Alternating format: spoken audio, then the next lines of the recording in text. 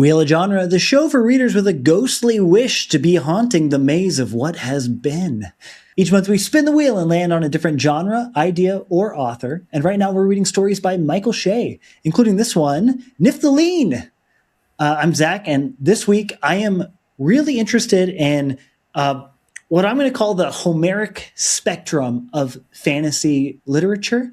Does it lean more Iliad or does it lean more Odyssey? And does this hold up for fantasy books in general?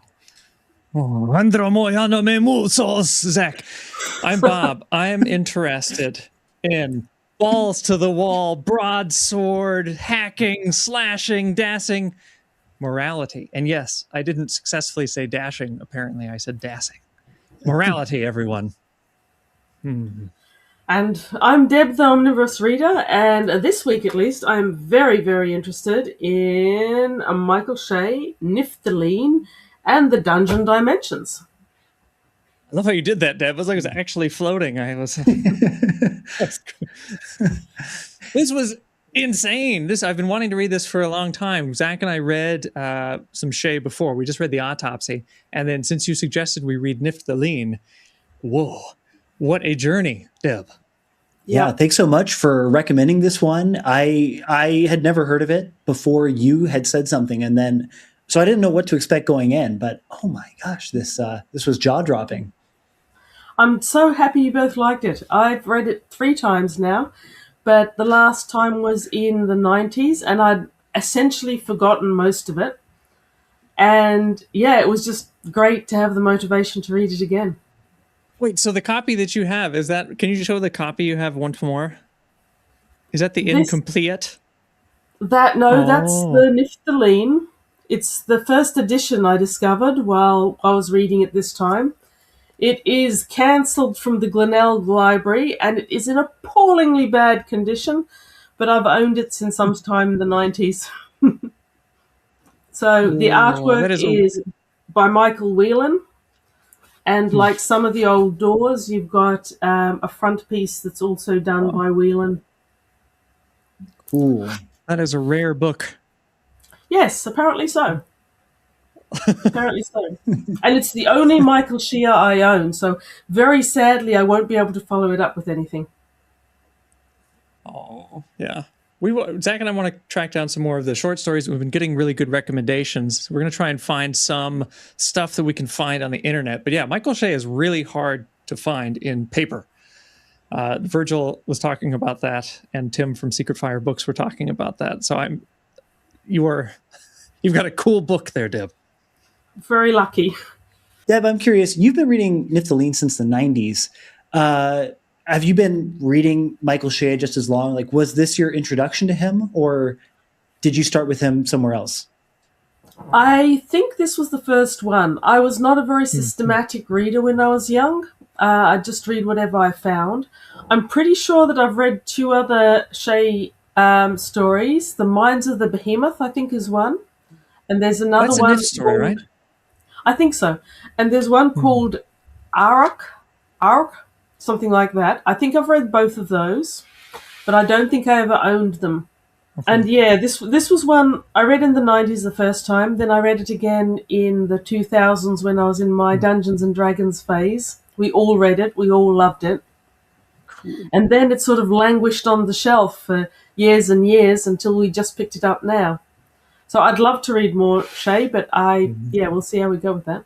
Oh, man, maybe we can meet again. I'm glad you mentioned Dungeons and Dragons. I've been thinking about that a lot through reading this. So many of the great podcasts that came out, especially during COVID. I mean, I know a lot of Dungeons and Dragons podcasts were coming out before COVID, but it seemed they just blew up. And I think two of my favorites are Rude Tales of Magic and then Dungeons and Daddies, which if no one has ever listened to that, I think it's an extreme masterpiece. Oh my God, it is such good storytelling. It deserves many awards. Dungeons and Daddies. It sounds like a BDSM thing, but it's not. It's very good. I'll make a note of it.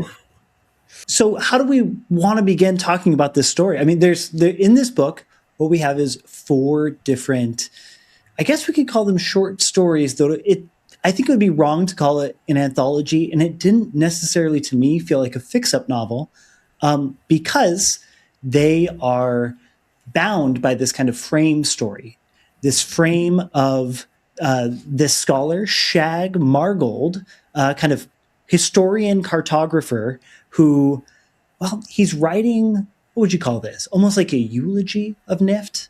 As far as I understand, it's not really clear if Nifft is really dead or not dead.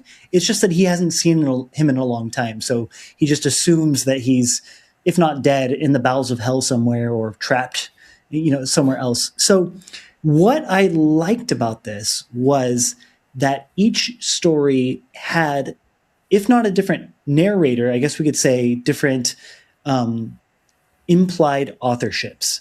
One of them is written by Nifft. The other one is written by an ex-lover of Nifft. And then the other one is kind of like written by someone who heard Nifft tell him a story. And then the final one is of unknown origin. From what I noticed, each one of them was written with a different voice. Like the narrator was clearly of a different voice. And it's for that reason that I would say that it didn't feel like a fix-up novel to me. It felt very intentional. Like even if it is 4 short stories, it felt cohesive to me and kind of conceptual. And this one won the 1983 World Fantasy Award as a novel rather than as a short story or collection.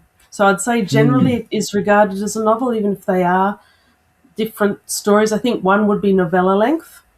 But the first one is actually labelled, in my copy at least, Shag McGold's eulogy of Nifft the Lean, his dear friend.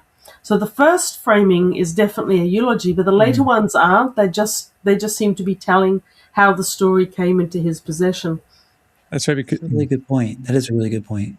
I love how Shag Margold is putting all of these things together, this piece. And we, as we are reading these stories, are trying to build the world of Nifft the Lean, and even places that, not just the Nifft the Lean world, but places no one has gone to before.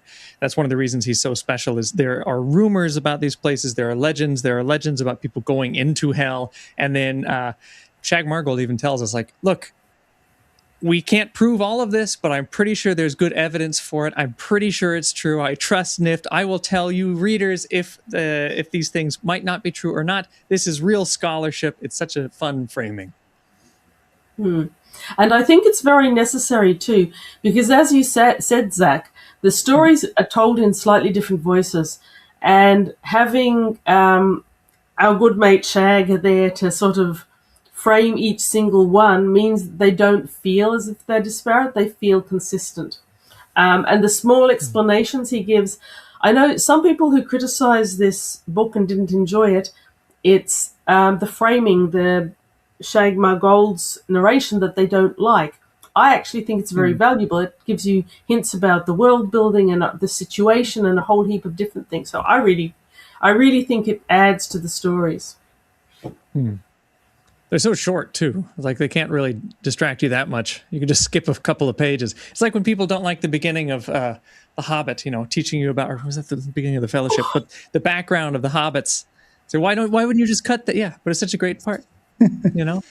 I'm kind of a sucker for frame stories. I feel like anything that gives us some kind of like, I don't want to say distance. Maybe distance is the right word. Something that adds a layer to the way we encounter the words on the page. So it's not just, a one-to-one transmission from author to us, but gives some other perspective on it. I love it. I just think it makes the world come alive in a really interesting way. And it goes for this book, and it goes for several other books with frame stories. What could we even compare this to? I feel like Hyperion had a frame on it that I felt really added to it too. Don't spring questions like that on me out of nowhere. I've got nothing. Okay. Have you guys read Fritz Leiber's The Grey Mouser? Because that's the book that I think Not yet. That's on the top. No. It's time. What's that book about? It's a very similar sword and sorcery type thing with, again, 2 heroes. So, heroes or anti-heroes, as you will. So we've got Nifft the Lean and his friend Barnum, who's his sidekick. But then again, on one occasion, he's telling Barnum a story that's a second framing device for the actual story, and that's the first one. Come then, mortal, we will seek her soul, when he descends into the underworld with his previous partner. So you've got framing within framing within framing. And I think that's a bit similar to what like Lieber does. Lieber, one of those. Yeah, if Ich we liebe ever, Leiber. yeah, Sorry. It reminds me a little bit of Mackin too. I've been reading a lot of Arthur Mackin, and he would put like someone tells another person a story, and the story is based on a scratch of a note that he found, and he's obsessed with putting together all of these notes that if you put them together and publish them, it would take away the privacy, the strange horrors of these things. I like it that it adds not just a realism, but also kind of the feeling of legends passing down. It's kind of the oral tradition or the scraps of paper tradition, but as we've been talking about this, we've been very very deftly, niftly avoiding the plot. So I think it's quite hard to describe. 1001 yes. Nights. That's the framing device to end all framing devices, of course. sure. That's true. That's true. All right, we've had a very lean summary of what actually happened in this story. Should we talk about the first one? What's the first? What's the first adventure here? So the first one is "Come Then Mortal, We Will Seek Her Soul," and that has the framing device where he's in the tree with his friend Barnum, and he tells him the story of how he first went to the underworld. And this one has a fantastic introduction. That story starts with them in the desert, and there's wolves, and there's boulders, and there's this woman rising out of the underworld from worms crawling through her bones to the full woman standing in front of you. And it is the sword and sorcery image to end all images, I think. It's incredible. And the writing throughout, I mean, Michael Shea's writing in general is extremely good, but the writing of that scene of all of these disgusting pieces coming together and forming someone she's pretty gigantic too. She's like 3 or 4 times the size of them. And all of these things coming from the underworld to create a giant. So great. I love the image of a body like reconstituting itself, like from bones and worms to flesh, but kind of destroyed to just like a fully, what's the right word? Healthy? Maybe not healthy if we're talking about a kind of demonic soul, but just embodied person. I don't know. It was really cool. And she's described as lush and gorgeous, so much so that his partner virtually falls utterly obsessed with her from the get-go. So, yeah. Yeah. I love that Halder, the hawk-faced man. There's a bit of a Gimli kind of dynamic going on here, and it's very cute. He becomes very obsessed with her. Nifft is quite skeptical of her, and that is a very good example of not trusting magic. I thought that was great advice that he gives us. Don't fall too much into the charm of a magical creature because they might be trying to trick you. But it seems like Haldar is head over heels right away, and she offers them this deal, which is great. It's like a heist. Virgil has described it as a heist, but she says, "My ex-lover, we had a pact, and I made good on the pact, and he didn't, the chicken." Their pact is quite violent, and so she is dead, and she's in the underworld, and she's been there for 7 years, I believe, and so she asks Nifft and Halder, "Will you go into the underworld? Will you bring him to me, to the underworld, bring him into the underworld so that he may be with me again?" And then the adventure ensues. Such a cool thing to have to go and do, to drag someone into hell. Great start. I feel like it's almost like a perfect, like if Hollywood wanted a premise for a really good horror movie, it's two lovers. It's a Romeo and Juliet situation where Romeo doesn't also die, and then Juliet haunts him from the grave to try to pull him back in. I loved it. And I really liked the way they set it up because they talk about Nifft and Halder was his partner at the time, and how they go to the town and they check it out and they figure out where her lover goes. And he's now 7 years older, so he's not the gorgeous young man that she remembered. He's a bit older. He's a bit sad, a bit desperate. I think he's got a bit of a paunch happening. And they set him up so that as he's leaving this tavern, they kidnap him. But then they need to find someone who's dying and basically hitchhike on that person's death to get to the underworld. And so they've lined up this particular man. He's on his deathbed, and they sneak into the house and they hide on top of the canopy of the bed he's dying in, both of them with their captive tied up. And they've got a spell that they've been given to be able to use the person who comes to reap the soul to get to the underworld. And again, it's like nothing I've ever read anywhere else, I don't think. And Shea does it so well. I love too that they get impatient and they decide to like drip poison into his cup to kill him faster. Yeah. This is taking too long. Yes, and there's just the incidents that pile up there. They drip poison into the cup, but trying to do that, they drop some on the floor, and then there's rats everywhere, so they need to move to another room. But they've got this, it's just this long list of things they have to do. Nothing goes particularly easily, and it culminates with Nifft having to wrestle into submission this, I think it was a lizard man demon from the underworld. The taker Reaper of souls. Yeah, taker of souls. So The lizard man. well, I thought of him Because he as gets a lizard truly man. D&D there, Deb. He is. He's a lizard man. He's a lizard man. Yeah. Yeah. But it's very D&D. It's like every time you try and make a move, you got to roll the dice and something goes wrong. Like you tried to drip poison. Oh no, you spilled it on the floor and a bunch of rats come to lop it up.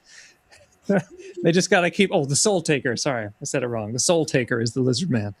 But it feels very much, it's like you're in, it's very immersive, this story. And it's like you're one of the players trying to get this to succeed. Well, I feel like it's immersive, but it's also he really relishes in the images and the details. Like, I think it was maybe Tim from Secret Fire Books who pointed out the relative like simplicity of these plots. Like it's just go from A to B and then do this thing and then go down into hell. But they're like the point of this to me, like the plots are almost just it's a cracker. We don't care about the plot. Every single step is just so like delicious and like lush and he's just having so much fun with every single interaction and detail that like that's the real heart of this book for me. Yeah, I'd say all the way through. And then, of course, when they get to hell, that lusciousness that you're talking about is everywhere, as he describes the denizens of hell, the topography as they travel through it to reach the place where this soul is encapsulated. What is it? The howling chasm, something like that. But every step of the way, it's just so, like you say, lush, baroque, gorgeous. And again, of the criticisms of this book I've seen, it's when they're complaining that there isn't enough character development or that the plot is basic, but that really isn't the point of it. You have to be almost reveling in this lush description that you've got throughout. Well, I want to pick up on that criticism because I read that too at a couple different places. Do you feel like it's true that there's no character development in this? And if so, do you feel like you needed character development? Did you need more? Did you need to know more about who Nifft is? I don't think that we lack for character description for Nifft, really. It's like Nifft is... He's not an easy or basic character at all. He's a thief who thieves because that's what he does, and he makes it very clear that no matter how much he gets, he's going in there to spend it every last penny and then on to the next heist. And he likes these elaborate thieveries, and he's got a bit of repertoire happening there. I don't think that he lacks as a character at all. I just think possibly some people who read him couldn't bond with his character, but that's a bit of a different thing. Mm-hmm. And as you said earlier, Zach, the different stories portray different aspects of him.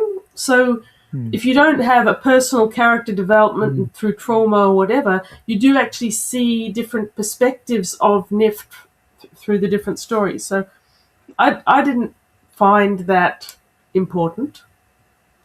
I think there's plenty of little so at the beginning, the frame story, we get a lot of details about what Nifft is like too. Very direct. Nifft was legendary fighter. Great with the spear. No one could stop him. He was nimble. He was lean. But I think there are little little bits that are thrown in there too. Like one of the great ones is he's telling the story about him and Halder, and he says at one point when they were going to get the gold, they had already won all of this gold. Halder just drops it into the river, the whole bounty. And Nifft says, my heart just dropped down to my feet, and I couldn't believe he would throw all that gold away. And just like you said, Deb, he's like, why couldn't he just spend it all and just say that it was useless and just spend it all away? So to him, the life of the thief and the life of all of these adventures is really important, and I think that is a kind of fun person to follow. I think it's interesting too, and I think it's a big part of Sword and Sandal that doesn't often get talked about, but I think the things that the hero thinks are good and bad, the morality of the hero, that is a big part of Conan and why Conan is so shocking, and I think it often gets left out, but he has the morality of a barbarian. So anything that resembles civilization is going to be something untrustworthy. So to be a barbarian, even if it is barbarous, even if it is shocking, it is the moral high ground for him. Nifft has a very kind of, he's not immoral, but he's not very moral either. He's a little bit chaotic. He's like chaotic good. He's like the bread with the bread that's just twisted, I think. He is cinnamon bread? No, the different kinds of bread. If you're chaotic good, if you're chaotic evil, if you're just I did neutral. not know that. You guys know what I'm talking about. What? You guys, oh my, What's a We're talking bread? about bread? You guys are, no, it's just any kind of bread in the everybody know, everyone else, just the you two Okay, don't know. all right. Everyone else on the internet knows. If the bread is if it's in a bag, and then if you are chaotic evil, you will just leave the bag open and the bread will go stale. If you are good, non-chaotic, whatever that's called, orderly, good order, then you put the little twist tie back on the bread, and the bread is there's all these different kinds of people. You're a different kind of bread. But anyway, we get to see how Nifft develops his morality. Through bread. Through bread. Not, in my mind, it was through bread. But I agree with that, Bob. He's got his own worldview, and the world has its moralities and it has its societies, and he has his place in it, which he doesn't really question or doubt it in any way. And I think that came through especially in the last story, because throughout the last story, even though he's a bit more distant than in the other ones, it's quite clear that he knows that something's happening, and he doesn't feel any need to intervene. He's just there for it. So yeah, I'd say he's got his own worldview and he's conforming to it. And thinking about what he actively rejects, right? Like you said, Conan rejects civilization. It really got me thinking, like, does he push back against anything that kind of gives him a moral compass? And the only thing I could think of, at least in the first story at least, is influence from others. Like when he feels the kind of coldness in the air, and he recognizes that he's starting to lust after the dead lady, he actively rejects it, and she recognizes that, and she makes a comment to him like, "Oh, Nifft, you're." But my point being, it seems like if there's one thing he hates, it's being influenced by other people. He values his kind of mental sovereignty, I guess I could say, his self-control, his freedom, maybe is another word for that. Everything else seems to be kind of second fiddle to that value for him, as best as I can tell. Interesting. I can see it, and it's a pretty consistent value for a main protagonist in Sword and Sorcery to have. Yeah, I can see that. And that comes through in that story, and I've forgotten which one it is, probably the third, where he and his friends start off being tortured. And he's certainly not looking forward to it, but he's very, very phlegmatic about what's happening here. And he, much as he isn't looking forward to the torture, he ends up being angrier about the fact that they've been arrested for no reason, and put to the torture in order to force them to do something that they wouldn't otherwise do. So yeah. Yeah, that's a really good point. And he seems to be perfectly willing to return to the torture rack in order to not be compelled. You know what I mean? He's Yeah. well, I mean, also think about like he's not like greed is not he's a thief. He steals lots of things. He I guess we could say cheats or perhaps orchestrates situations to get lots of pearls and gold and whatever else from people. But he's not like the dragon Smog. You know what I mean? Nifft doesn't have some kind of underground vault where he's just hoarding all this gold. It seems to be gone pretty quickly. He's more in for it for the kind of festivity of spending a lot of money very, very quickly. Yeah. And actually, in The Pearls of the Vampire Queen, the second story, which I think was my favorite because it was so lush and there were swamps and there were polyps and there were pearls. Anyway, in that one, he actively boasts about how long it took them to spend their entire haul of, I think it was 1,000 pearls. And he's bragging about how much excess of everything that they had to do in order to spend it, and how lucky it was that they didn't have more because they would probably have killed themselves trying to spend it all. So, yeah. Okay, final comment about Come Then Mortal is that his friend Holdar doesn't make it back out of hell, but that's intentional. He wants to stay, which is very weird, but he does. And Nifft does make it back, which is why he's now got a second partner in subsequent stories. And this is actually a perfect example of how a frame story can really add a lot to it. You know, he's telling his new partner what happened to the old partner. You know what I mean? Like, Yeah. I thought that was fun. I thought it was, I don't know. Yeah. Made me smile at least. I loved it too. I think, we've been talking about how these characters have their different worldviews, and it really shows Haldar as someone I said earlier, like Gimli. And this is why he falls in love with Dallasum. And then at the very end, when they go and see her in I think they're the Storms of Rage.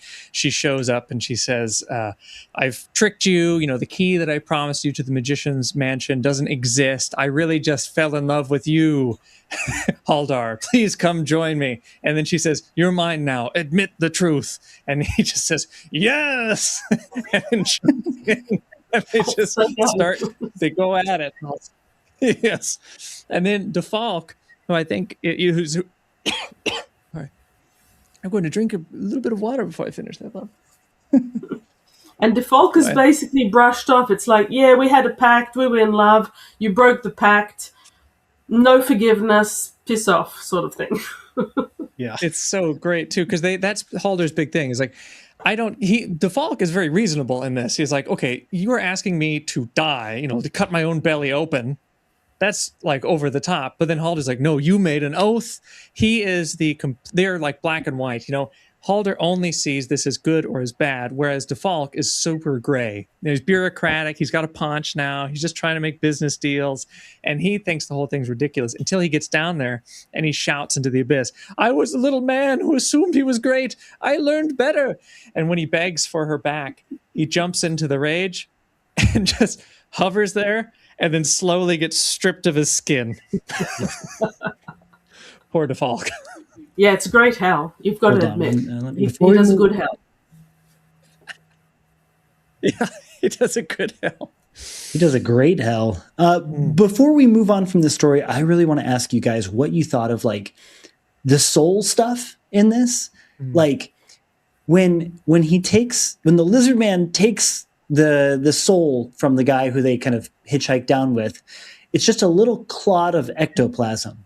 But there's this idea that, well, let me read a quote.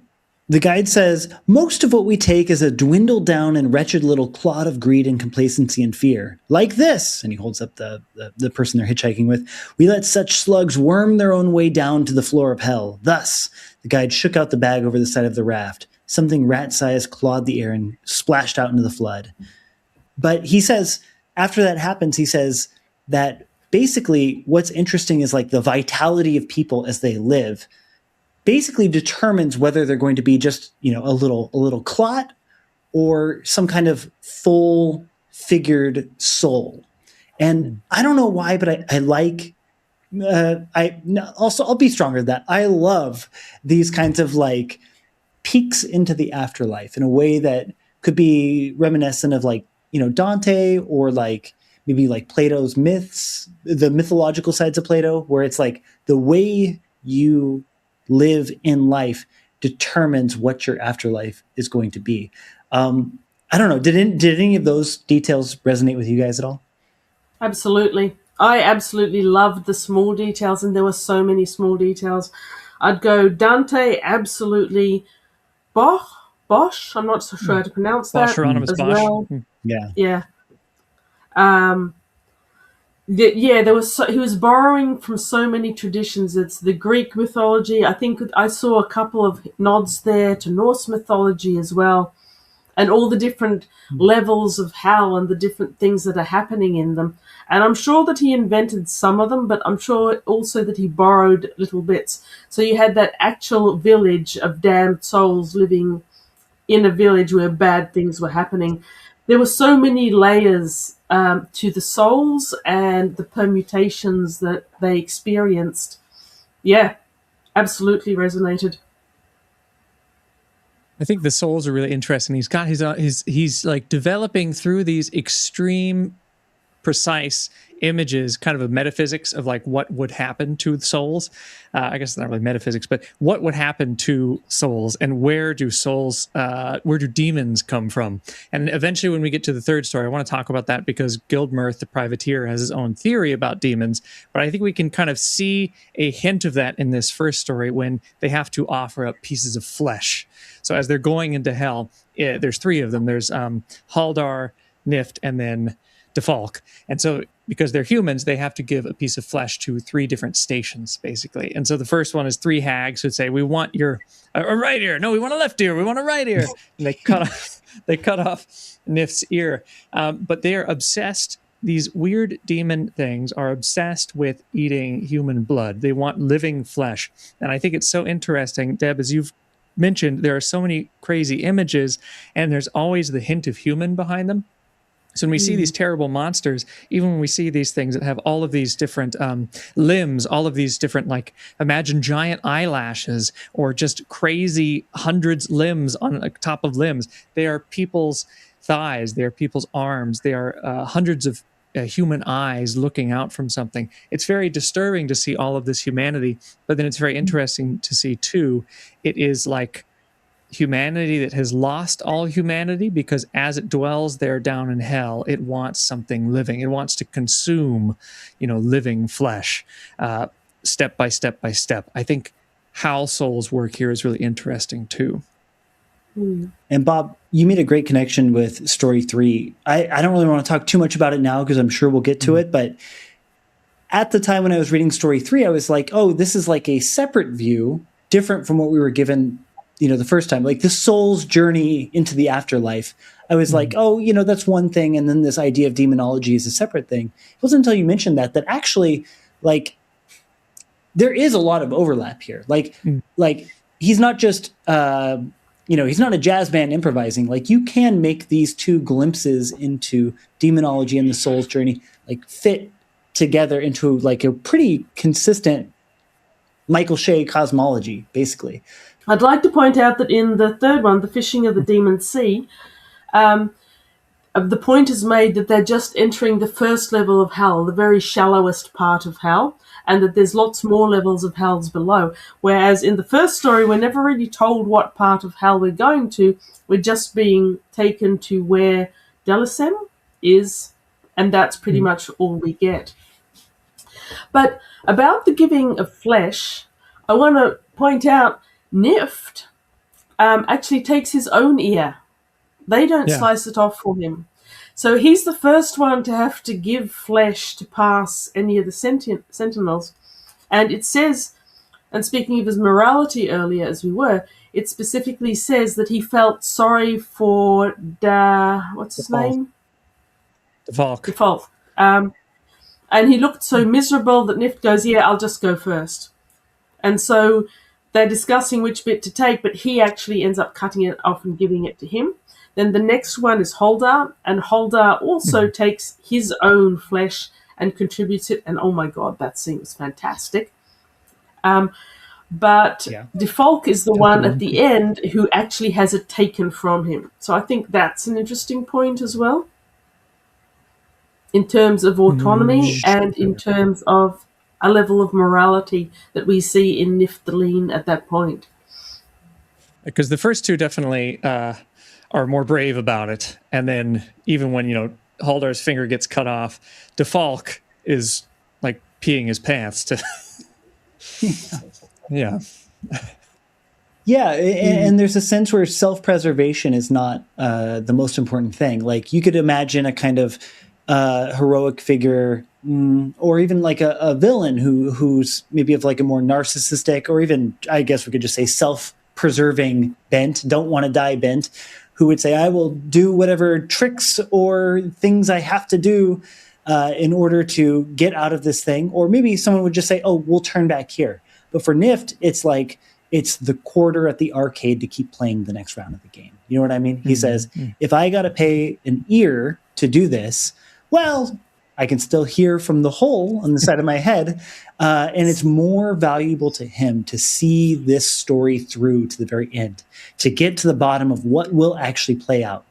And even though he's offered a key, right, to a wizard's castle or whatever, like that's kind of what she dangles in front of them, he's not tempted by the treasures in the wizard's castle to the point of where, like, as we learn, the key was a fake the whole time. It wasn't real. She was never going to give them anything.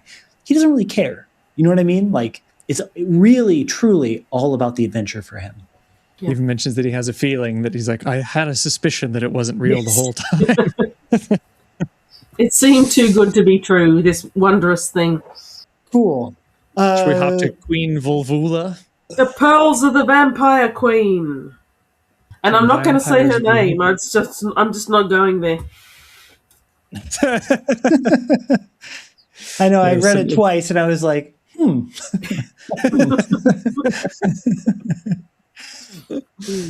So this one is interesting. It's written by someone named Ellen, I think. Ellen Aaron, yeah. Ellen Aaron, Grey Malkin Mary. Yes. As she's known. So Shag Margold says, it's never his tone she distorts, but only the measure of his bragging. So right off the bat, we're really told that this is an unreliable narrator. Maybe we should talk about what actually happens in this a little bit, but I want to come back later and get both of your opinion on whether you felt that she was an unreliable narrator. I don't know. Shag Margold basically says that the only way she really distorts it is by making Nifft seem more of a boaster than he is in real life. But I also feel like he's suggesting that all of these adventures are a little bit unreliable narrator. It's like, how much of it really happened? Did it really happen the way they're saying? So he's leaving it open to your imagination as whether you can believe it all or not. And of course, we want to believe it all. Let's see, reliable or not. I think, again, I really like the elements of layers, all of these elements of unreliability, but also legend. King Arthur probably was real, but all the stories about King Arthur. So I think it is a good thing for a sword and sandal story to have, I feel like this is probably something that would benefit from a reread, but I didn't personally feel like this was more braggadocious than the other ones. But I feel like I got to read it again because I was just kind of getting familiar with the character and the difference. It's just story too. So that's very Ninja Turtles of you, Zach. It's bodacious, braggadocious. Yeah. Braggadocious. So what happens in this one, guys? I didn't really think it was either. I actually thought it was a little bit less purple and baroque than the first one even. And I thought it was a fairly matter-of-fact narrated adventure. At the beginning, it's perhaps a little bit more elaborate, but it calms down to your basic fantasy adventure, I think, quite fast. And so they're going into this kingdom to steal pearls from these massive underwater polyps that live in these black swamps and produce black pearls. And I loved every second of the swamp and the polyps and the pearls. And I just like that underwater swampy stuff. And then you've got these lurks that feed on the people that are trying to get the pearls. And the lurks are some kind of combination between slug and spider. I'm not sure. But yeah, I just thought it was lush and fantastic. And quite horrible, I suppose, as well. I like Kirkin. Yes. Quite horrible.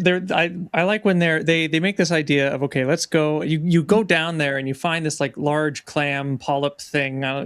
You squeeze it and try to strangle it, and they just call that piece the strangle polyp. So it will release its pearl, and then you gather it up. And they say usually you need 3 people, and so the queen, who's a vampire, will send 3 of her vampire, well, they're not vampires, her underlings, to go and do the work.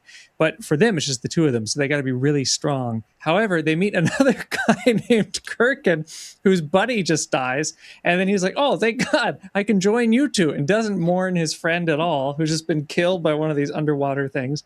And eventually, they make all of these deals. Kirkin tells them all about the vampire queen, gives them all the background, and then they turn their backs, and then Kirkin is suddenly devoured by one of these underwater clams. And that's the end of Kirkin. But Bob, you skipped over my favorite part, which is the partner of Kirkin, who's been poisoned. And they discover that his poison corpse, when the polyps feed on it, it kills them, or it makes them release their pearl. And it fizzles out every like a bath bomb. Yeah. So they're dragging around till it dissolves, and then they're just God, there's always just one sentence that makes you go like, oh my God. They're swimming in the water where it's turned into meat pulp soup, and they're like, we're just trying to keep our heads above the water. Terrible. That was my favorite part of the early bit as well, actually, Zach. I just love them dragging this disintegrating poisoned corpse along through the swamps with them to feed it to another polyp so they can get to the pearls. It was just completely wild. I don't know what brain conceived of that. I'm immensely impressed. I had a very strange moment of synchronicity because I was re-listening to it this morning, and I went to 7-Eleven, and in Taiwan there are these big not vats, but like these big cookers of eggs, and they're tea eggs. And so you put all of the seasoning, and they have all of these eggs floating up, but the 7-Eleven guys put too much seasoning in it. So it had foamed all the way to the top, to the point of people were complaining. And so what you have to do is you have to dig through the foam with the big spoon. And I was listening to about the polyps around the same time thinking, oh my God, what am I about to eat? It was delicious, I'll tell you that much. Bob, I just bought a Costco box of those tea eggs, and it's sitting in my fridge now, and you've probably ruined it for me. I'm just going to think about meat soup and as I eat my little pearls. Anyways. Extra protein. Yes. Yeah. I had tea eggs last time I was in Indonesia. They were delicious. Tea eggs are excellent. Try to eat them as often as possible. So good. So good. Especially when they're foamy. Yeah. No. Sorry. We can. Okay. So, to distract us no more with eggs, they decide this is not good enough. A few pearls every hour. Kirkin's dead. Oh, poor Kirkin. We need to. What do they decide? We need to trick the vampire queen to ransom her life, to get all of her pearls. And because the way that this vampire queen works, which is a favorite part too, I think, because they say, can a vampire's rule really be just? Because all of her subjects are really afraid of her, because she eats some of them occasionally, sucks their blood. But then every year there is what is called the Year King, I believe. Every year a new king is chosen. And when his time comes up, she has to suck every last drop of blood, first biting his neck and then his wrists and then his thighs. Oh. And then she fills with blood so she can retain this forever youthful body. And I think she's at least 300 years old. So she's been doing this for a long time. I think she's Right. been in that country ruling it for 300 years, but she's a lot older than that. And the the king is very much the Summer King type legend that you get all the way through Celtic mythology and early European mythology. I think perhaps in South America as well, I'm not sure. But basically, you've got a king for a year, and at the end of the year, he dies. So it's very much feeding upon that. But feeding upon that, just like Queen Unnamed feeds upon her summer. But the scam is that they're going to remove some of his blood so that even though she drains him, she won't get all of his blood. And unless she gets all of her blood, she's going to start to get old and degenerate and won't ever be able to recapture her youth. So she's desperately to get that last cup of dried blood that they've stolen from it. And it's a great adventure how they go about it. We're all looking for our cup of dried blood. Yeah. That's what's missing in my life. I just have to point out, Bob, you talked about the moment where she's draining the year king of his blood. That was another one of those moments in this story where my jaw was on the floor because of just like a single sentence or an image that he gives. And that moment where she's biting him, her shoulders are acting like a pump, she's taking all the blood out of him, and he's thrashing around, and she fills so much with blood that she's like choking, and it says her nipples start lactating blood. And I was just like, oh my God, Michael Shea. One of the most creative vampire images I think I've ever read in my life. I adored it. I have to say he didn't invent that one. I've read it in some of the really older vampire ones. I think it might have been Le Fanu. So I had seen that before, but it was very effective. Oh my gosh. Okay. Good to know. Bob, we read Carmilla. Yeah. Well, we need to get back on Le Fanu. I miss Green tea. I liked how his torso is described as a great udder of blood as she sucks it like a pump. Yeah. That's all I wanted to share. And it's so graphic, that scene where she drains him, and it's actually quite moving. The fact that the king has been in a chamber on his own for some time before that, which is where Nifft and Barnum get to him, but he's been drugged into immobility, so he can just sit there knowing that his fate is coming, but he can't do anything to rescue himself. So he's immobilized, and people come to stare at him as the man who's about to die. And that leads into that moral question. Is it less moral to have a vampire queen that kills one person a year, definitely, and maybe choose on a few more throughout the year, or in the neighboring kingdom where they mainly export armies and thousands die? Which is there a distinction between the moralities of those two kingdoms, and is one better than the other? When in the vampire queen's kingdom, most people live in plenty, peace, and health for most of the year. It's, I think, a very nice slicing of morality and the question of morality and how we see something as acceptable versus non-acceptable. And I think it's one of those subtleties that Michael Shea puts in there that makes this more than your average sword and sorcery that doesn't really question anything. I think he does these small questions throughout, and I like it. Yeah. And it's another great example of how the frame story can be so effective, because it might have been difficult, though it's conceivable that kind of question of morality could have been told straight within the story. You know what I mean? Like, you could have had the characters discussing within it, but it's possibly more effective just to have it be a story told through and through with the frame narrator offering up this kind of interpretation, adding, as a thematic commentary. I mean, yeah, just yet another example of how the frame story really, really works for me. Yeah. And adding to that, the framing for this story is kind of essential, because otherwise you'd have to have an info dump in some way to tell us all about the kingdom of the Vampire Queen and where it borders on the others and all this other information.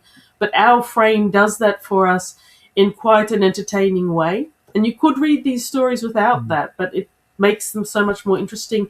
And it's our map, because we don't have a drawn map to Lumiere, I think the country's called. But Shag Margold, he provides a verbal map to where we are and what's happening. Oh, Shag. What a good mapper. It feels almost like a combination of, and I think Sword and Sorcery kind of is like this in general. It's like a combination of Herodotus and also the Odyssey, going on a long journey and finding island after island with a different kind of strange government, a different kind of strange magical system that you don't understand, that you have to deal with. And then there's also someone, the Herodotus aspect with Shag Margold on the sides here, telling us about these places and saying, look, this is as far as I know what the truth is. And then we get to go see Nifft, who I think is kind of a little bit like Odysseus. He's many-turning, he's very resourceful, and he's always trying to not be outwitted, but outwitting everyone else. It does feel a little bit like the Odyssey in that respect, I think. Right. So there's a spectrum I was thinking about while reading this. Like, is your fantasy story on one end going to be about battle, honor, justice, community, fate, the kinds of things that I associate with the Iliad? Or is it going to be about, like you said, Bob, tricks, monsters, wonders, that kind of Herodotian worldview where other places are strange and interesting and a little bit magical, and also told episodically? Like, this is told episodically in like the Odyssey is. I don't know if we could put all fantasy along the spectrum, but it is interesting to me to see how we might be able to map out some of them along this way. And I should probably say that the one that I couldn't fit on this was The Lord of the Rings, until I started thinking that maybe The Lord of the Rings has both at the same time. Yeah, Lord of the Rings is very much Odyssey. It's there and back again. You're going off to do a thing, a mighty heroic deed like conquering Troy, and then you're coming back home again. But is home the way it was when you left? Well, it wasn't in the Odyssey, and it wasn't in Lord of the Rings either. A bunch of wheels turning in Hobbiton. A bunch of suitors eating. Post-industrial revolution. Yes.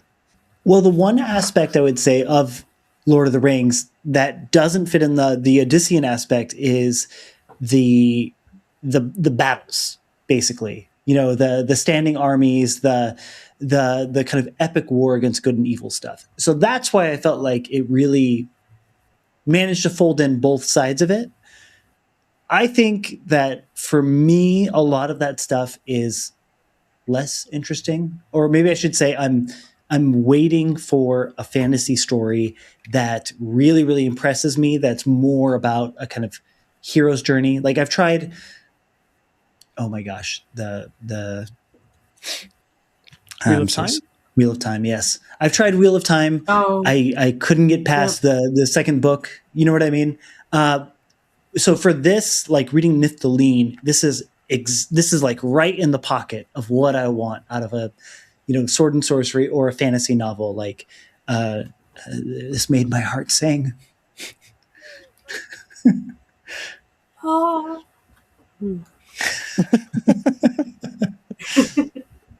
Can I read a quote from the second story, The Pearls of the Vampire Queen? Sure. These waters braided in a vast feculent tapestry, whose lower reaches hung hidden in boiling fogs.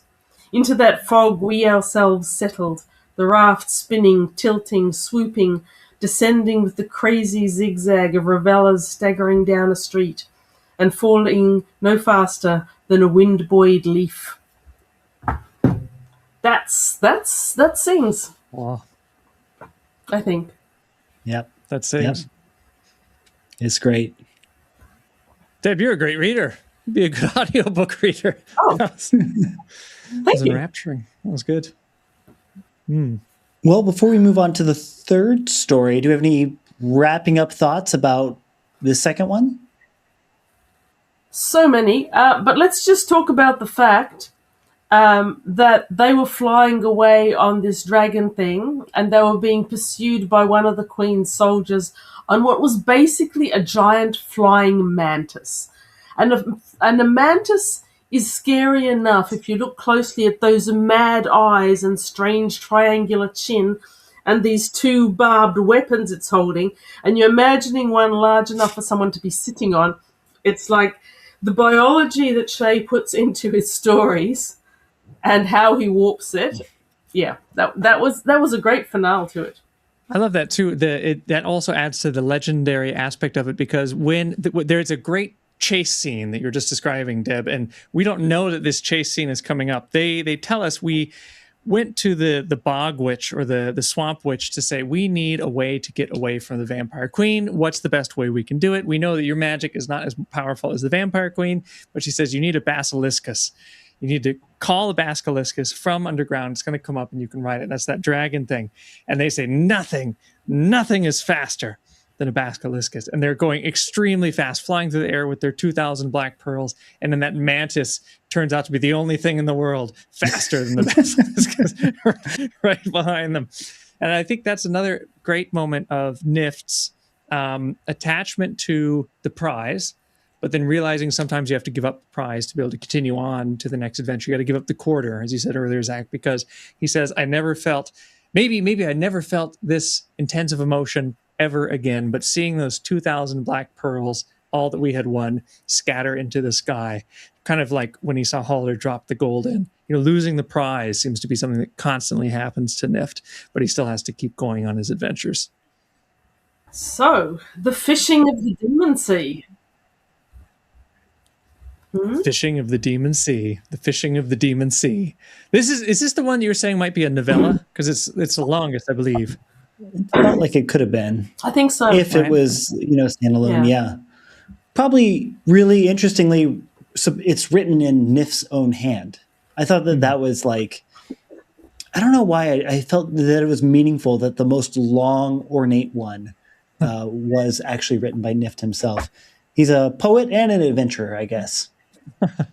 I like this one a lot. Deb, you kind of set us up for this one earlier when you're saying, okay, they're in like the stocks kind of, but what they're going to be is tied and quartered. But it's not a regular being tied and quartered where you have horses. It's like they have some kind of machine that I think they're keep twisting it or they keep pulling it, but they say that they're going to like detach their arms so well and so slowly from their body that at one point their limbless torsos will just drop to the floor.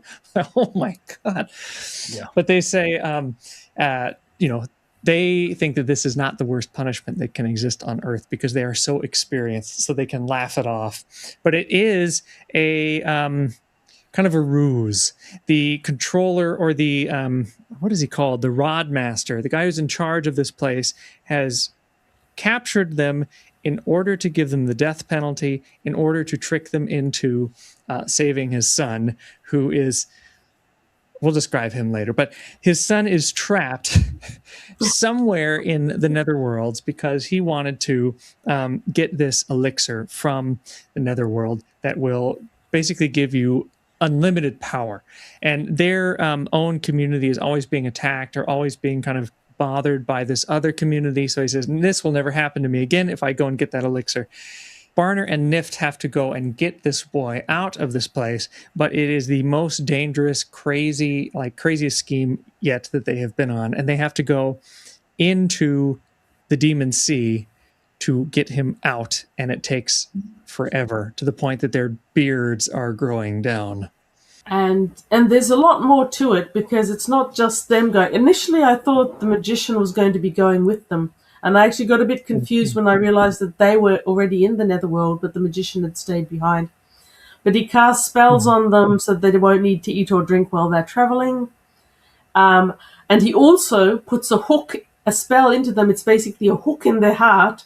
And if they try to renege or leave, basically their hearts will be wrenched out of their bodies because he gets a sense of where they are and what they're doing.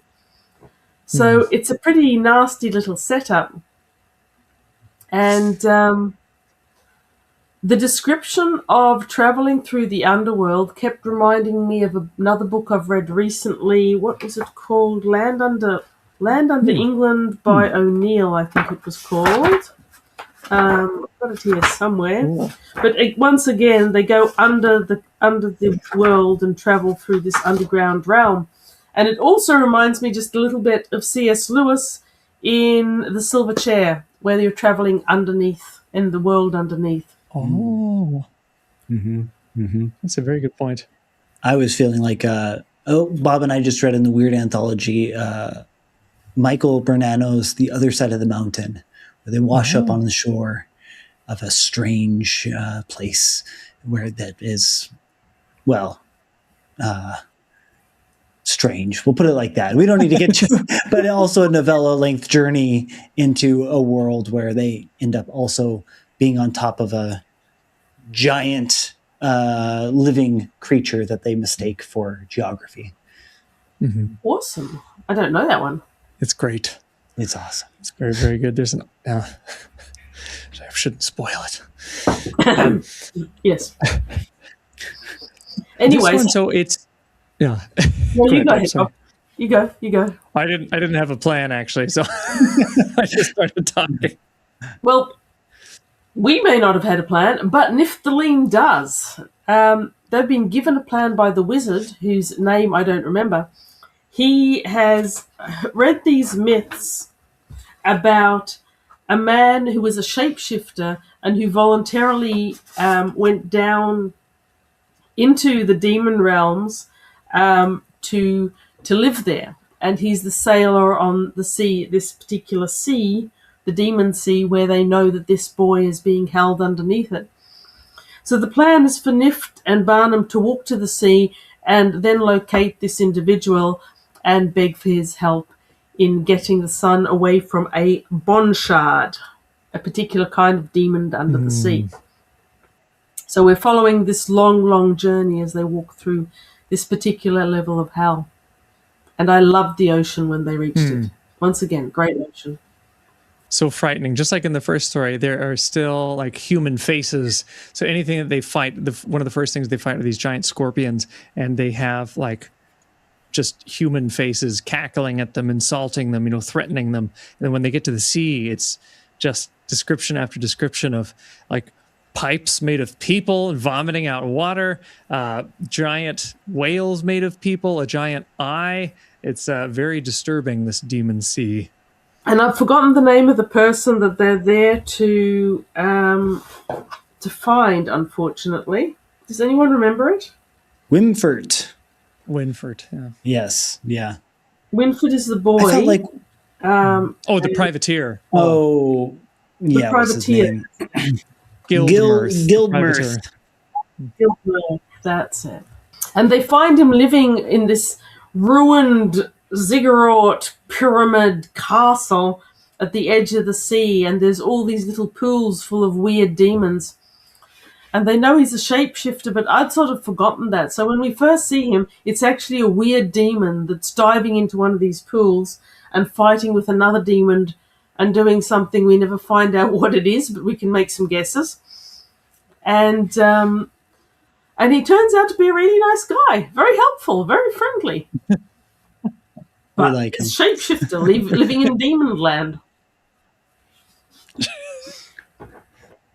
But he comes with a partner in a way. I guess we could say a partner. Maybe Parasite is more of it.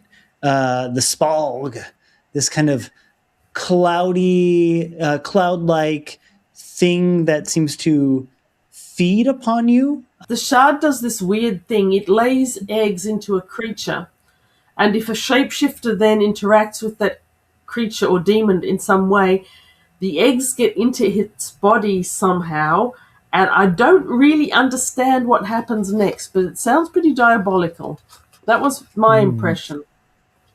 They seem to be bonded, and the Spalg seems to be, in some ways, a kind of negative force, a negative entity upon their life. But it seems like it's more so kind of feeding upon them. But like with many things in Michael Shea's writing, it's elusive It's kind of gestured towards, but I don't think with any of this stuff he's ever here to sit down and write out exactly how it works. He's not here to tell you exactly what happens. Just going to get the sense that it's cosmic, demonic, and generally not good. Chilling.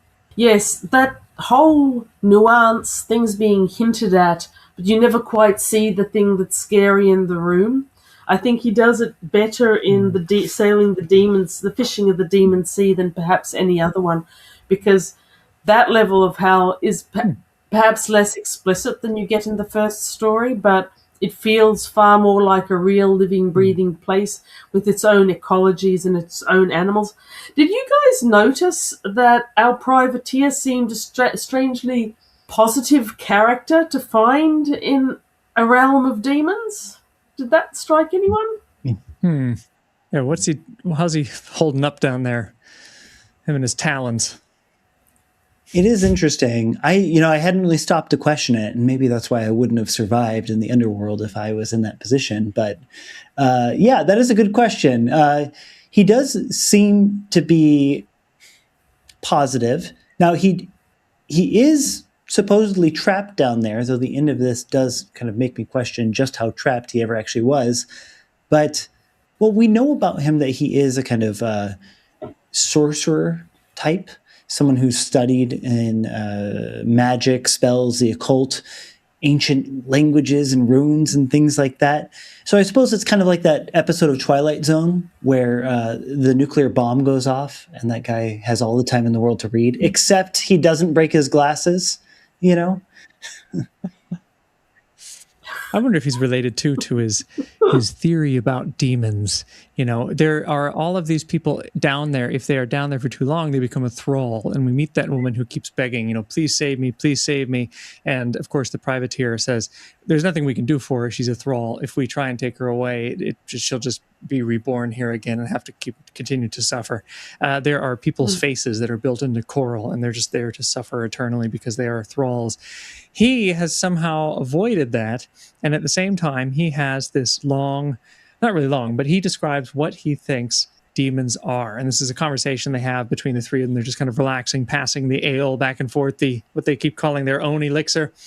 And he says, in my theory, people seem to say that the demons are where we come from. It's the demons living at the very bottom of the earth, and then people evolved out of the demons. But to me, it's more like humans were first, and we are their ancestors. All of our sins or all of our evils have turned into these demons that then go to hide under the bottom of the demon sea. So those are his... that is his theory, I guess. And when they ask him about the great ones, he says there are the evil ones, the ones at the very bottom, and they go to the very depths, even underneath this kind of outer layer of the demon sea. There are these great ones who go and fly, go to other planets. I think it's very interesting how he is down there living like a demon, living almost as one of the demons. And then at the very end, not to spoil it, but he becomes someone flying off into the sunset, as it were. He seems to have kind of made a complete arc. So I think, as you said, Deb, it's very interesting that he's down there and remains so positive. Like, I suppose if we're going back to D&D, he's definitely a chaos element, but there's a lot of order to him as well. He isn't really chaos neutral. He isn't really chaos evil. So I think you'd have to say he's chaos good in a strange sort of way. And then Winford has been taken by a bondshard, and it's all his own fault. He's a rich man's son. He's a rich kid, and he gets his father to buy him all the scrolls that he wants and a wizard to teach him, but he refuses to put in the hard miles, the hard work to really read the documents, really understand what he's doing. And we actually have our privateer Guildmirth put him straight about this reading. He read a thing in an interpretation, and he interpreted it as the bondshard is the only creature that can get this elixir that he wants. But in actual fact, it's explained to him that it means no one can get this elixir that he wants. So he summoned the bond shard, but he didn't put the right protections on because he wasn't a good demonologist and he didn't bother to read the textbook properly. Read the instructions, I keep telling students. He didn't. And the bond shard basically grabbed him up, took him under the sea, attached him by some weird neural nerve to the bond shard, and it's got this whole herd of humans tethered to it. That it, I think it feeds on the pain and the negative emanations from the humans. Does that sound right? Am I remembering it right? Compared to it, the owner of fine wine at one point. He'll be keeping Wimford down there like his most prized bottle of wine. Yeah. Aging eternally. He's a connoisseur of pain. I appreciate how much Wimford was such a brat. When he learns that he was down there for 3 months, he's like, a good wizard could have gotten me out in a day. He's just completely no sense of gratitude for the people who just saved his life. Nothing is good enough. He's just bossing them around in a way that betrays just how, what's the right word? Spoiled that of a life he lived while he was up above. Very spoilt and entitled. And then it took them months to walk to the Demon Sea, so now they have to walk back with this whiny little brat in their train who refuses to accept that he can't get his precious elixir and keeps doing really stupid things that get them all into trouble. And does anyone want to talk about the finale of that? I can do my best, though. It was, like I said before, it's very elusive. It's hard to be exactly clear what's going on, but they're on a pink plane, is how they describe it. And there are like white mountains in the distance. They slowly come to realize that these kind of meaty trees that are around them aren't really trees. They're on the giant body of the Sasmasm. And Wimford escapes from them because he suddenly realizes this is where I'm here where the elixir is. There's a kind of chase. There's a spear into something, and he is drenched in the elixir. And Wimford, in this moment, gets exactly what he wanted, right? Like, it is, in some ways, it's like Super Mario with the mushroom, right? He becomes all powered up. Interestingly, Nifft gets elixir on his left hand, I believe it was, and it burns, and then it turns into a black dust that he can blow away. And then after that, he's ambidextrous. I thought that was a great detail.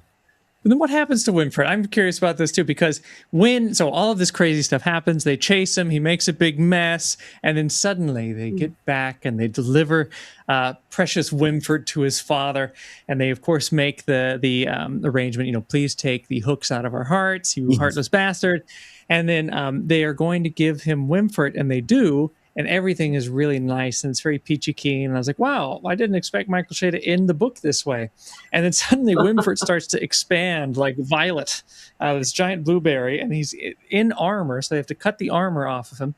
And he turns into this really big, kind of lopsided fellow who actually turns out to be the privateer. He is suddenly completely transformed, and Wimford is nowhere to be found because he actually was the privateer in disguise. And it seems that Nifft and Barnar were in on it, but he did not let us know in the telling of this tale. And I can't tell exactly when they found out. It must have been after he was completely splashed that they then switched them. But I'm not even sure if they knew that the privateer was going to be doing that.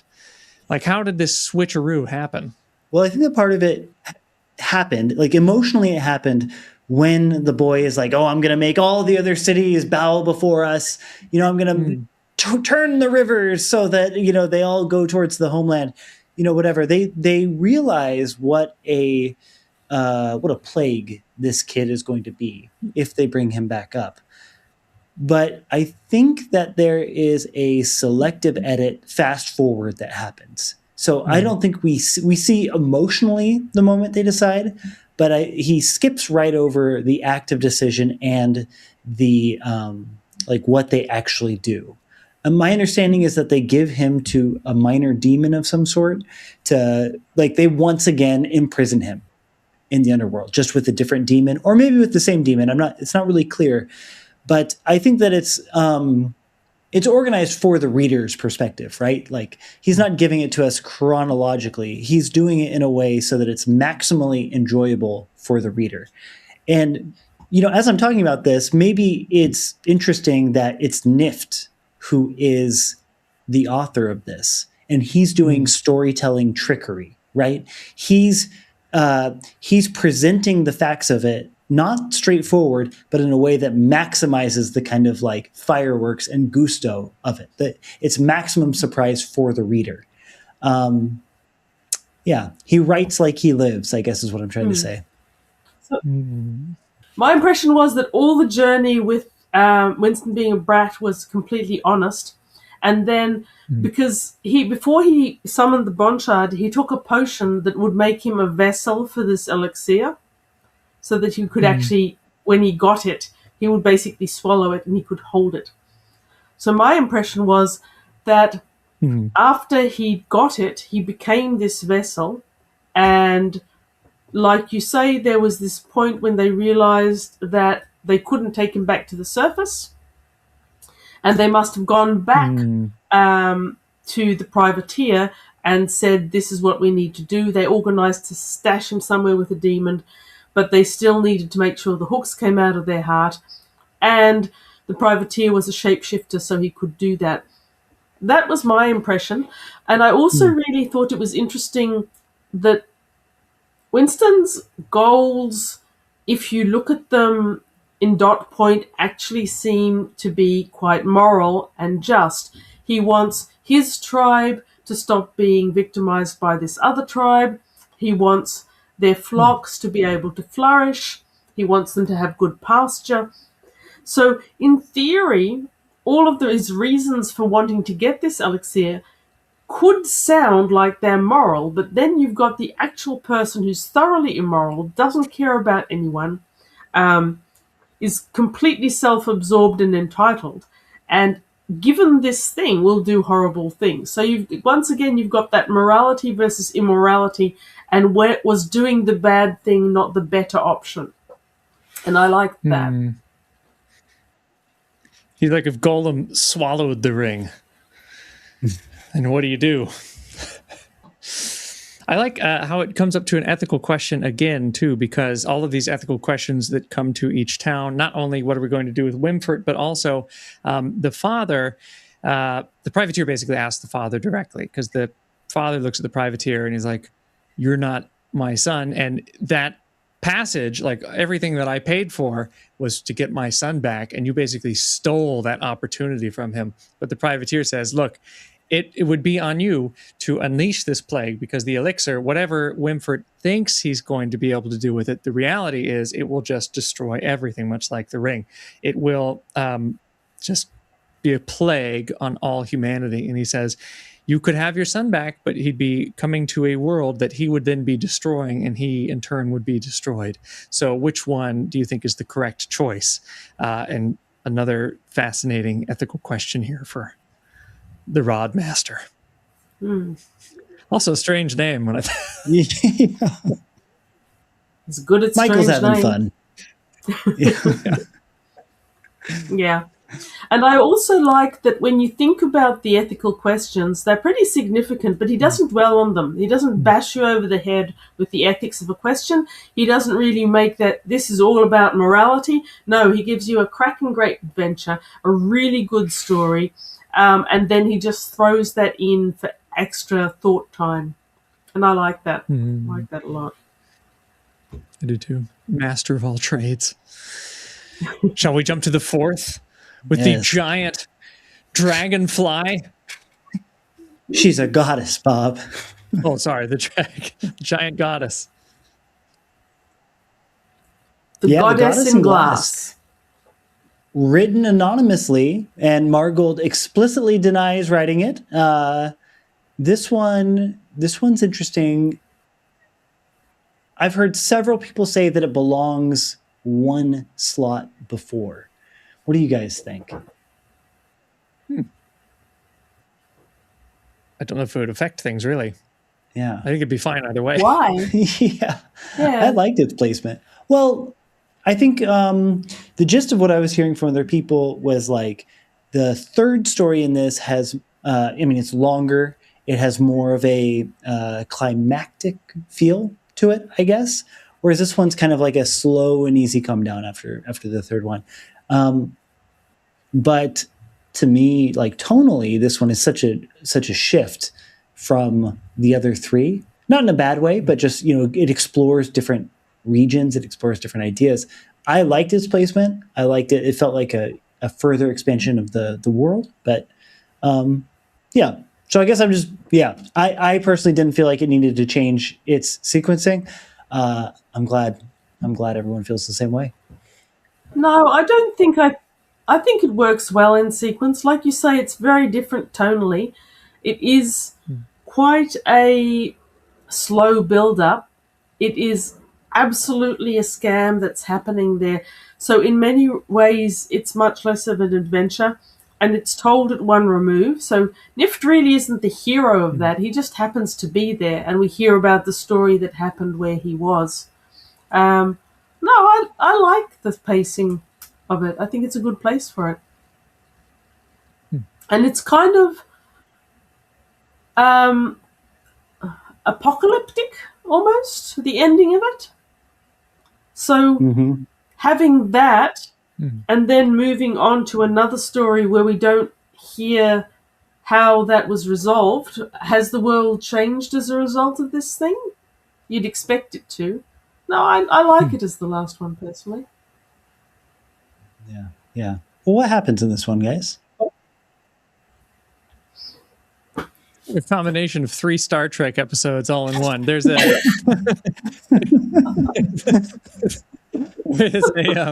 giant dragonfly goddess who is in charge, and there is a number of oracles, or it's just one oracle. I can't actually remember, but is it more than one, right? One oracle that goes and speaks with the dragonfly, a few strange people who fondle the dragonfly. But the oracle goes and talks to the dragonfly and hears, okay, what do we need to do this year, dragonfly? And so the entire society will do it, because if not, something horrible will happen. And this time, as is the same as last time, apparently, the dragonfly wants its brood all to come back. So they decide we better go and get the dragonfly's young, the goddess's young, bring it back to the dragonfly. So they have to go and do so. But there's a reason why they have to. So the goddess is encased in glass, and the myth that Nifft has heard is that the goddess is dead but can still communicate with her chosen prophet, who's described as a very fiery and rather opinionated young woman. And in the past, she's asked for her brood to be brought to her, and the alderman, I can't remember what he calls them exactly, but the rich men in charge of the town wouldn't engage with that much cost. And so she gave them a place to dig that brought the mountain virtually down on their city. And because they're under threat of the city being crushed by the metal in the mountain, now they're willing to bring her the brood so that bad things don't happen. Doesn't work for them terribly well, but that's the reason they embark on this adventure. And Nifft's only there because he's tagged along with mercenaries that have been hired by the city to do the bidding of the goddess, because they don't know that she wants her brood brought to her until after the mercenaries get to the city. It's a very layered story with many plot twists that aren't as adventurous, I think, as the other ones in the book. I agree. I agree with that assessment. And I think that there's something about the way that it's written which is completely different here. It is anonymous, but as you said that, I kind of flashed on the end, which is like a scene. I hate to jump to the end, but it's kind of more part of the frame than it is the actual end of this narrative, end of this story, of Nifft giving the papers of everything that happened back to the historian Margold. And it got me thinking that this kind of is written more just like it's written like a history, right? It's just a chronological, it's the most straightforward told story we have here. And yeah, there's no tricks, there's plot twists, but they're plot twists in the sense of revelation, in the sense of learning new things. They're not plot twists in the sense of like our protagonist does something that like upsets everything. You know what I mean? Yep. I was going to say, like, the wool is not pulled over our eyes. Our eyes as readers, but the eyes of everyone in the story. There's a lot of stuff happening, and you can see that Nifft can see that there's going to be peculiarities. He's a very cynical character in this one. He's sitting back. He's passing the booze between him and his friend, and they're talking about the possibilities as men of the world who know that something pretty weird's going to happen.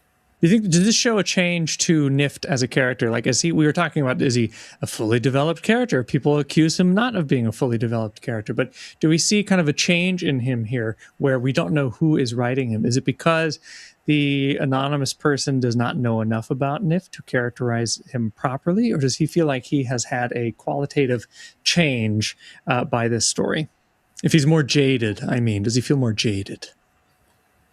In my opinion, I wouldn't be surprised, not that I'll ever know for sure, if this story wasn't one that Shea had, but didn't necessarily think it was a Nifft story. He had this story, he had the goddess in glass, he had this brood, and she clearly breeds like a wasp breeds. It's like, as a zoologist, when I figured that out, I had a squee moment. But Nifft doesn't have to be Nifft in this book. He doesn't really do anything. He doesn't really do any scams. He isn't really an active character. I wouldn't be surprised if the story was one that Shea had, and he just inserted it as Nifft told story because that worked for him in this context. Don't know that I'm right about this, but it doesn't need to be Nifft really. That's kind of clever, because it seems like what Shag is almost hinting at the beginning too, where he's like, I feature in the story, and I don't really know why I feature in the story, but I don't know who wrote it either, and I don't know why they put me in the story. And then if it's just something that happened, could it have been that the person writing this also just placed Nifft in there to make it a famous legend to live on? So it's always, even though maybe this is like the most fix-up of the fix-up elements of this book, but it also really fits with all of the shag. I was going to say all of the shagging. Oh no. All of the shag historical writing that's going on. I can see what you're saying, Deb, especially because it's so tuned to outer space and the outer world and a sense of like, well, it's just not very worldly. It's not, I don't feel like we roam the earth in the same way that we do as the other Nifft stories, but I appreciate it in this context. It's not that I feel like it doesn't fit. I appreciate it because it expands the world of expands what's possible within this world. It takes us upward. This is definitely the one that made me sit back and think, hey, this is science fiction, because it is. Essentially, the only one that really has a science fiction element in this book. So the goddess is served by her oracle, and the oracle is served by this sexton, and the sexton has this long speech about, well, is she really a goddess, or does she come from another planet? If there's other planets and there's aliens in other planets and they come from there, are they really gods, or are they just aliens with different skill sets? And this is out and out science fiction in a way that nothing else in this book is. And it turns out that, yes, indeed, she is from another planet. And another figure that comes in at the end there, which they rebuild them, not only is from another planet, but is almost certainly a robot or AI of some kind, though Shea doesn't ever spell that out. So this is the science fiction story in this book. Yeah, and that puts it aside from the other ones a little bit as well. This is the same thing I was thinking, Deb, and it makes me so interested in thinking, if this one's science fiction, could we call all the other three cosmic horror? Because when Guildmirth is talking about where demons come from, he says, okay, the demons are the evolution of man down, down, down into the depths. But then the upper evolution is people going out into the stars. He hints that there is kind of this cosmic other entity from human evolution. It's like a very Chardin kind of thing. But it reminds me a little bit of kind of the Lovecraftian stuff too, the cosmic horror there, where you have an idea of devolution, or this idea of things being in the bedrock that we don't know about, that knowing about it would drive us crazy because it would turn everything on its head. Knowing that demons could come from humans, or that humans could come from demons, also feels a little bit like that cosmic horror element too. I wonder if, even though this one is very science fiction, if there is a little bit of science fiction kind of lurking in the demonology, or the kind of the hellscape here too. Well, one thing about the previous story, when they go into hell, there's this great moment where the soul asks about all these things that have passed on Earth. They're like, oh, does Radek still rule in Bidnameton? Do his catacombs of dark experiments still swallow men and women down from the light of day? And then they're just like, oh, well, that name is just a legend now. And this other place you mentioned, I've never even heard of it, but there's an ocean by the name of that city. Like, the third story gives us this view of humanity that stretches on very, very far into the distant past. And when they talk about it, they talk about technologies that have risen up and then been forgotten generations later. And I hesitate to call this science fiction, this fourth story science fiction, because it doesn't really feel like it's asking us about what's possible in the world. You know what I mean? It doesn't feel like it's giving us a hypothetical situation, which is like one or two steps away from our reality. It's not future oriented. And I know that it's a complicated question. I'm kind of presupposing here of what is science fiction. But to me, this feels like it's still within the wheelhouse of this kind of mythic, like old humanity, like this kind of forgotten civilizations, which once had great technology, but then have passed away. It's this story to me still feels like we are in the realm of fantasy more so than SF. And yes, it reads like fantasy. It feels like sword and sorcery, and it is. There's swords and there's sorcery. It is absolutely fantasy in the way it feels and reads, and yet it's incorporated these concepts. Aliens have come from other planets, and they've left technology here that we can resurrect. And those are all science fiction elements that I think of as science fiction. But the question of what is science fiction is probably a debate for like a 5-hour session. I don't know that anyone's ever got more than 3 people to agree on what exactly is and isn't science fiction. Yeah. So yeah, I'm not disagreeing with you, but my feeling for that last one was definitely a science fiction element. And you said Star Trek. You said it had Star Trek. Oh yeah. Well, too. So, Deb, speaking of, so it has a being from another planet, and that is not just an alien, but the idea of, okay, is this a god or is this an alien? If we run into aliens, are they going to be like gods to us because they're so advanced? I'm curious too, reading that other entity as an AI, how does it feel like an AI, like an AI ship? That is also a classic sci-fi trope. But how do we know that this thing might be AI? They've got this huge creature buried in the mountain that they excavate because the plot is really, really complicated in this one. Anyway, they go to excavate him, and there's this whole ascetic cult that's grown up around him. These buried bones in the mountain, but they're excavating them out. The cult's fine with it. They've got a pretty good idea about what's going to happen there. And the Oracle asks them not to let any of the workers know, so we know something's going to happen. Nifft is talking with the commander of the mercenaries, and he said, so did you climb into the eye sockets? And the commander says, no, pass me the jug. But apparently the eye sockets of this being, which is described as 8 stories high, are so large that a person can climb into them, sit down, and meditate and get all these revelations. And Nifft clearly says, well, I did, and it was interesting. And I looked around the back, and in the place where normally the brain would be, I definitely saw this metal thing. And once again, it's Shea hinting. He doesn't make broad, bold statements. It's all left under the rug, as it were. But he climbed into the bones of this creature, and the bones are way too light to be bones. They have been excavated from the hill, even though they're virtually fossilized. They're just fine. Put them together. The man stands up, and he's got a brain made of metal. I mean, it could be sorcery. I think that part is so interesting because we haven't had. It could be the ancient technologies, technology from another planet, but I think at this point, is this the one where they're talking to that maybe it was just a slave created to do excavating or to do whatever they wanted? They think that it was not a ruler, but something that was controlled to do work for an even bigger, larger species.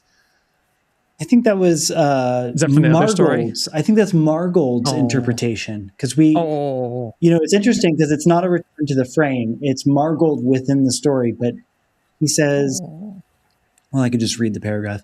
You know, Margold said at last, your description of the giant, his bones' lightness. It is an odd thought, but perhaps those bones of his never did have flesh on them. Perhaps he was himself the product of a forge, some distant foundry far vaster even than his own. Nifft says, you mean that he was some kind of vast automaton? The historian nodded. Remember, if we may trust the tradition, how he was destroyed. It is said that the landslide created by his ambushers did not kill him, that he'd worked both hand and staff clear of the rubble, and would have used that formidable weapon to free himself in a short time more, had not their amputation of his hand broken his bodily integrity, and therewith his life. Care was taken to remove the hand far from the body and cast it in the sea. A man who loses a hand does not necessarily die of it, but a clock with even one spring removed ceases to work and will start up again should the spring be restored to the rest of the mechanism. So it's Margold who really pushes this interpretation. Well, so interesting. It is like the science fiction breaking out of the mold. It's like science fiction experienced through fantasy. Very interesting moment there. Ooh, giant robot. Like the Michelin Man. Yeah. Yeah. So there's definitely a lot of differences in this last story to all the other ones. But yeah, I thought the placing was good. I liked it. Makes you want to read more. And there's so much more we could say about the story. That's true. There's a lot going on in the story. Cults, crazy. Yeah. I want to read more and see if there's more of these science fiction elements. And does he continue to develop, or does it develop on its own on the side, a cosmology, with how humans and demons and aliens interact? Very interesting. He also has a whole lot of stories in the Cthulhu mythos, doesn't he? Oh, I did not know that. That's a good point. Interesting. I would love to read Michael Shea's version of a Lovecraftian tale. I feel like his would have a kind of a sick sense of humor about it that I think would be really fun and playful to explore. Well, guys, we are pretty much out of time on our free trial of StreamYard or whatever we have going. So I wanted to say, this book was incredible for me. I'm glad you guys all liked it as well. Deb, I know this was your third time. Deb, it was an absolute pleasure talking to you. And Deb, can you tell us, for people who are watching, who maybe watch our channel but aren't familiar with yours yet, what do you do at Omnivorous Reader? I read books and then I review them. That's 99% of what I do. I just read the book and then I talk about it to the camera. And I'd love for anyone else to join me who wants to hear about books and talk about them with me. Hell yeah. Perfect. Like it says on the tin. Well said, Deb. All right. Well, I'll talk to you later, Bob and Deb. Talk to you later, Deb and Zach. Talk to you later, Zach and Bob. I look forward to it.